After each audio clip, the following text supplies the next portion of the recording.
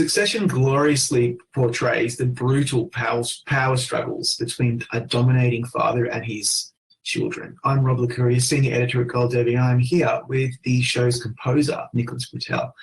Nicholas, first of all, before we start talking about your work on the show, congrats on winning an Emmy last year for the main title theme. That must have been really exciting.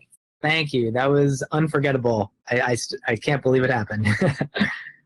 Yeah, so let's talk about that briefly. It's become so iconic. For me, it transports me immediately into the excess and abundance of these people, and I never, ever fast forward it. So what initially inspired that? Well, it was interesting. It came about, I got involved in Succession pretty early. And when I first actually went to the set of the pilot and was able to see the pilot getting shot. And I had a meeting here with Jesse Armstrong, the show's creator and showrunner, and I presented him some early thoughts of, maybe there's this sound of what the Roy family might imagine for themselves, which I was thinking was perhaps something that was kind of like a late 1700s, very dark, kind of almost like courtly classical sound. And then at the same time in the pilot, early on, we see Kendall, he's rapping the Beastie Boys to himself. So I was thinking to myself, okay, well, maybe there's a way to weave in a set like these almost like oversized hip hop beats, and kind of mixing all this stuff together. But early on, it was just different ideas. Like I played him some chords, I played him some weird bell sounds, these sleigh bells. I played him these strings, some ideas, and actually the main title itself was the last thing I did for season one, because actually I didn't know how long the opening title sequence was going to be. So I couldn't do it until the very end. But all these different elements, this kind of windy melody, the chords, I had finished the full score by that time, this is sort of after we'd done basically all 10 episodes of the first season. And after that moment, once I knew how long it was, I started saying to myself, okay, well, what's going to go where in the title sequence and how will this fit together? And I'd recorded, strings, for example, and brass, and I sampled in my own recordings and turned it into so it really was kind of like a true hip hop track where it was my own samples of myself in there to create this final sound. So it was kind of the summation of all the work on season one went into the opening of season one. There's nothing quite like this score because it fuses, as you say, orchestral and electronic sounds in this glorious kind of. To me, it sounds jarring and pensive, but it's also quite evocative and emotional. And I just was wondering, did you have to do a lot to make season two different to what you were doing in season one? It's a really big question, actually, thinking about season two, because this is the first television series I've worked on. And in thinking about this sort of large-scale architecture of the show, when you're working on a film, you're thinking about 90 to 120 minutes. And when you're working on a television series, you're thinking about, in this case, 10 hours per season. So there's kind of this question of where do we go over time? You don't want to overstay your welcome with any one idea, but at the same time, I did want season two to feel connected. And early on, when we were working on season two, I presented a couple new ideas to Jesse where I said, look, I think I'm trying to imagine season two. What if we imagine season two as the second movement of a symphony, following this kind of classical metaphor of it's still the same piece, but now it's a more brooding, more melancholy tone, a different tempo. We're going deeper and darker. And especially the way season two begins, where we have Kendall, who's, committed this terrible act and it's been covered up. And now he's, in a sense, sort of sold his soul to the devil to cover it up. And he's no longer able to achieve any of the independence he had hoped for throughout season one. So we're starting in this very dark, melancholy place. And I wanted a new theme that would start there, that would be different. And then if you listen to that theme I call Rondo in F minor, and that's what we hear in Iceland at the beginning of episode 1 of season 2. And at the end of that piece of music, you start hearing that windy melody, a variation that's starting to come back. And so it's kind of like you start in a new place, but that piece starts winking at us a little bit that we're still in succession, and it starts coming back to something which to me feels a little bit like the chords of season 1 and the melody of season 1, even though it is different. And so there are a few new tones in that. There are new themes. There's new motifs for some of the new character dynamics. And there is actually a move into what I would kind of say is almost like a more Baroque sound. Yeah. Because in season 1, I'm focusing really on what I would say is kind of like a late classical sound, which is really more of like the types of harmonies that would have been common in, let's say, the 1790s versus this, which is sometimes, especially like at the end of season 2, in the culminating moments, there's a piece I wrote called Concerto Grosso in C minor, which is, that's something that really is more of 100 years even before that, as far as like the tonal universe that it's in. So interesting. And speaking of those particular pieces that to me are the highlights of season 2 soundtrack, which just came out not long ago, the score features a lot of really sumptuous piano and string elements. And I must admit, I always ask this question to composers because I just find it so interesting because it really affects me emotionally. Yeah. I'm such a sucker for them. Why are they so effective at eliciting emotion in such a visceral way, do you think? Oh, that's an amazing question. I think it's a very deep question. Every instrument has its own timbre, its own unique evocative textures. I think strings are incredibly versatile in the types of sounds they can create. That's one thing. There's a richness. Some of it, honestly, though, is a bit, almost like ineffable. There is a magic, I think, to what strings can do.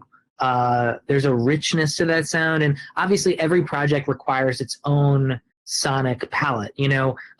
Strings aren't right for every project, piano's not right for every project, but I think there are certain things in particular, because in the case of Succession, in the case of season 2, because I am leaning into this idea that the thesis that, okay, what would the Roy family imagine as their own sound? That was kind of my starting point, and it enabled me to both take them seriously and all the gravitas that implies, but also acknowledge the absurdity of the show and of their situations as well.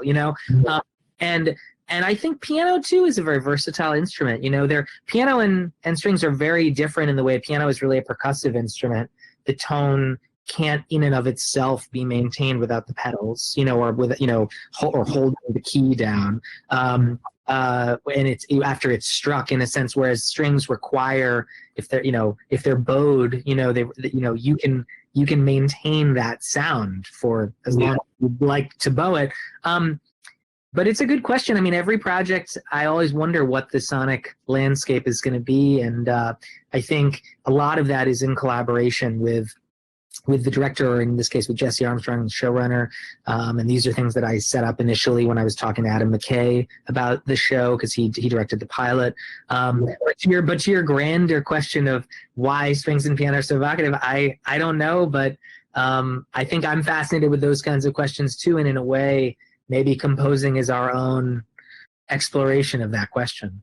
Yeah, and that's why when you listen to a really good score, especially one that can sit on its own without having to watch them film or TV show, which we briefly talked about offline, it's quite an experience. It immerses you in this sonic, as you say, landscape. And Succession does that as well, not only because of the piano and strings and other orchestrals, but as we mentioned earlier, that beautiful propulsive little beat that you've got going in quite a few of those tracks. Can you talk us through utilizing that electronic stuff? Because it's different and it gives the score another dimension.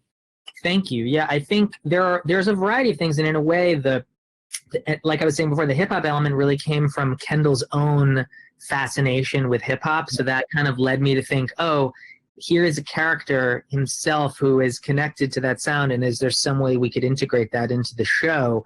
Both in the score, but also, for example, in places like In season 2, the L to the OG rap, for example, where Kendall literally raps on camera as a tribute to his father. But the electronic landscape, the hip hop kind of landscape, those are things which there are a lot of different versions of that. I mean, sometimes the beats are there to demonstrate the character's own off kilterness, because these beats, like Kendall at times is trying to seem more confident than he is, and I think that the beats there show him, the beats are confident, and so I think they almost put into stark relief maybe his lack of confidence at times, so that helps us see, we understand who Kendall really isn't at times, perhaps. But at the same time, Kendall is very self-serious. He's very earnest in some of his endeavors.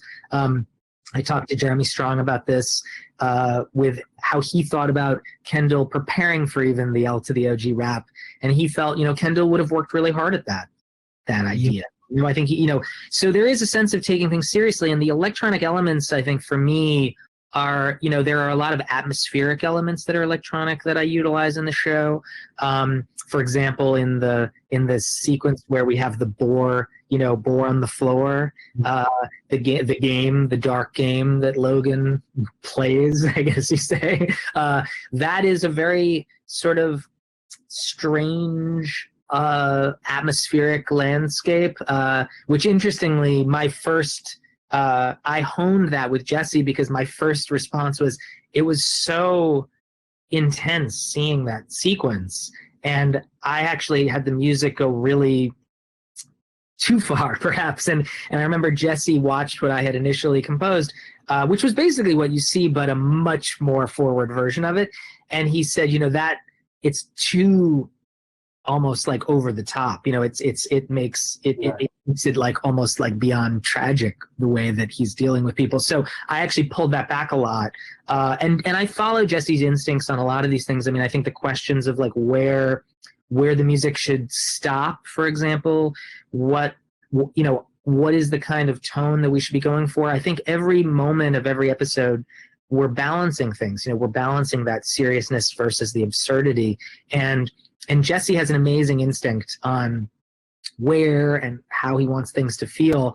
So, I will often do a sort of a pass where it's a test of certain ideas and see what Jesse thinks. And we've gotten to a point where I think we very much are on the same page of things and we have a sense of where we are, but I really defer to him because he has amazing storytelling instincts. Another example, for what it's worth, is like the sequence where Kendall is going to the press conference in episode 10. That was an interesting one. We're figuring out what the music should be there. I had written a track that I put there, which was a variation actually on a piece of music that we had heard with Kendall in other places towards the end of episodes, which is a piece called Andante con moto that I wrote, which is kind of a culminating kind of feeling. It feels like we're about something maybe revealed. And that was exactly why Jesse said to me, we can't use that here. We can't write that for this moment because, in a sense, the grandeur of that idea would have possibly subconsciously like given away that there's going to be a reveal of some sort. And so Jesse was totally right. And we actually, I put a variation of a piece that I wrote for this called Maestoso, which is sort of this dark, I think I remember using the word like turgid and to Jesse. It's a very sort of almost like somber piece of music that to me feels resigned. It feels like Kendall is resigned to his fate. He's almost, he's on his way to the gallows in a way. It's happening, right? Exactly. So we had to feel that. And Jesse, that again, that was a Jesse note where he said, look, it has to feel this way. And thank God he said that because my fear is always that I'm gonna, it's a little bit like the Hippocrates, sort of medical oath, like first do no harm. I never want to hurt anything. I don't want to ruin anything, and I don't want to give something away. I don't want to step on the toes of something. So I appreciate Jesse's insight, and his storytelling idea was totally correct there, that it had to be resigned.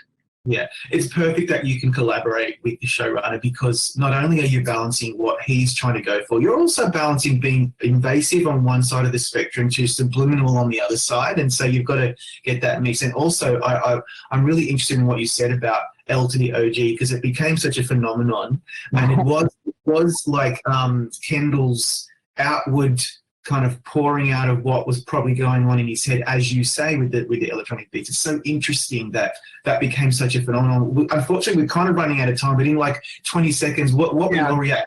How much people loved that rap, because it was great.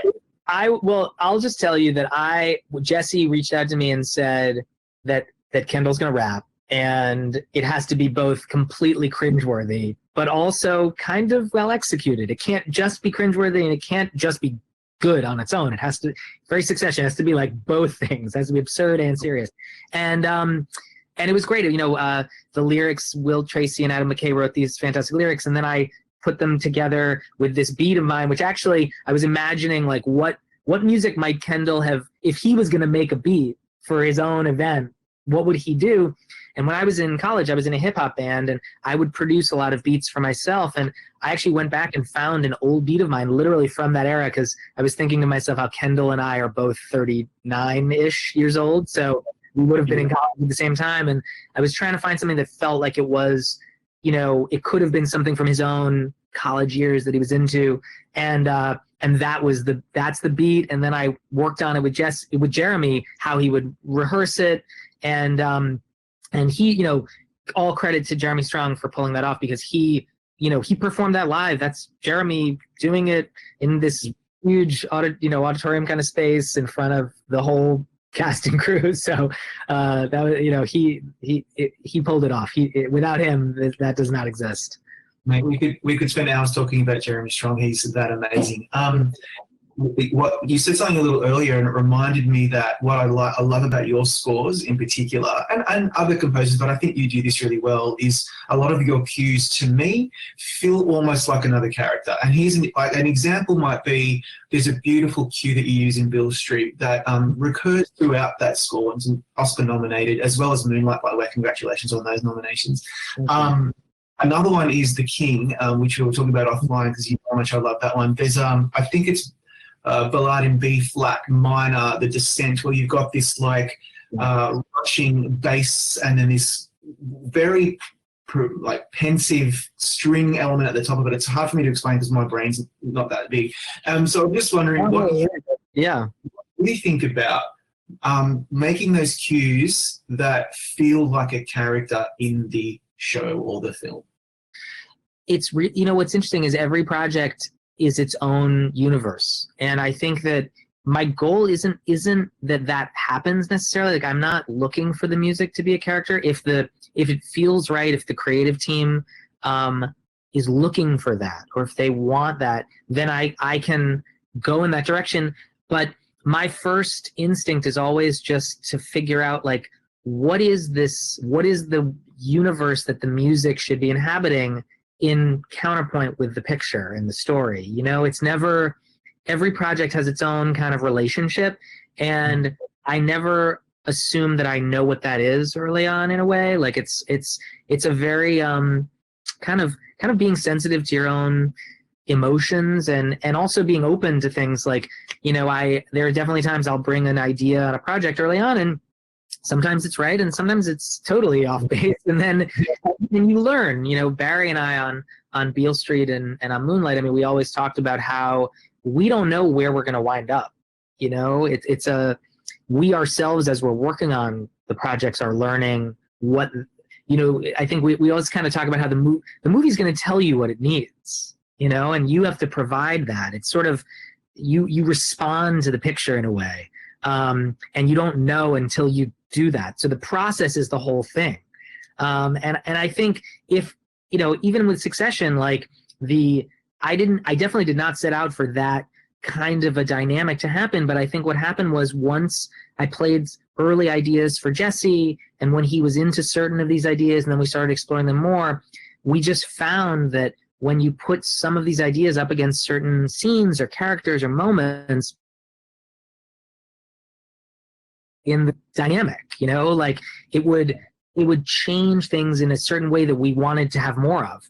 And I think over time, over the course of season 1, and then I would say in season 2, I think we went much further with it, where, even to me personally, I think I explored a much vaster musical landscape in season 2, because we had learn things in season 1 that we could then evolve, add to, take in different directions. It kind of created this much more diversified array of musical possibilities. But long answer your question, but I think it's really that some projects, the music just happens to have a character dynamic, perhaps, and some they don't. But it's not a conscious effort on my part, I assure you. It's like it sort of is a response in a way to all of us seeing, discovering where the project takes us. And it just also reminds me that we have so much to look forward to for season 3. Hopefully when that eventually coalesces into something magic like season 2 was. Nicholas, thanks so much for your time today. I really appreciate it. Absolutely. It's great to talk to you. Thank you for the questions, and wishing you all the best, and stay safe. You too. Now, everyone go to Gold Derby, make your predictions, click subscribe. We've got lots of contender chats just like this one with Nicholas.